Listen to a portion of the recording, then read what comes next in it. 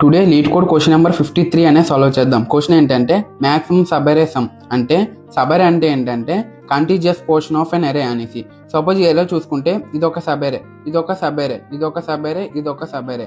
So ఇట్లాగా చాలా sub arrays ఉంటాయి. ఇప్పుడు ఈ సబ్ అరేస్ అన్నింటిని సమ్ చేస్తే ఒక సబ్ అరే సమ్ అనేది మ్యాక్సిమం అవుతుంది. ఆ మ్యాక్సిమం వాల్యూ రిటర్న్ చేయాలి. సపోజ్ ఈ సబ్ అరే చూసుకుంటే 6 - 1 3, టోటల్ సమ్ ఎంత అవుతుంది 8 అవుతుంది. సో ఇది 8 అనేది రిటర్న్ చేయాలి.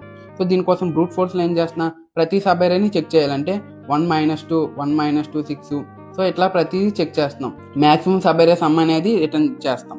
సో దానికోసం i అనేది 0 నుంచి n-1 వరకు, j అనేది i నుంచి n-1 వరకు రన్ చేస్తున్నాం.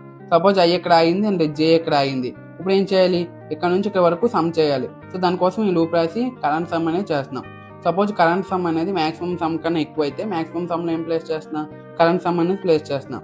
సో ఇట్లా చేయడం వల్ల టైం కాంప్లెక్సిటీ అంతా O(n³). కానీ దీన్ని ఆప్టిమైజ్ చేయాలి మనం.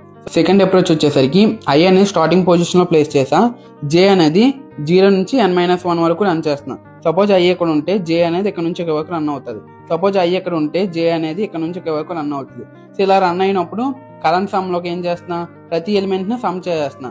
సో ఎప్పుడైనా కరెంట్ సమ్ అనేది మ్యాక్సిమం సమ్ కన్నా ఎక్కువైపోతే మ్యాక్సిమం సమ్లోకి కరెంట్ సమ్ పెడుతున్నాం. సో దీనివల్ల టైం కాంప్లెక్సిటీ ఎంత అంటే O(n²). కానీ దీన్ని ఆప్టిమైజ్ చేయాలి, ఇందులోకి O(n)లోకి చేయాలి. నెక్స్ట్ వీడియోలోని O(n)తోని క్వశ్చన్ అనేది సాల్వ్ చేద్దాం. అంతకుముందు వీడియోని లైక్ చేయండి అండ్ మీ ఫ్రెండ్స్తో కూడా షేర్ చేయండి. అకౌంట్ని ఫాలో చేసి పెట్టుకోండి.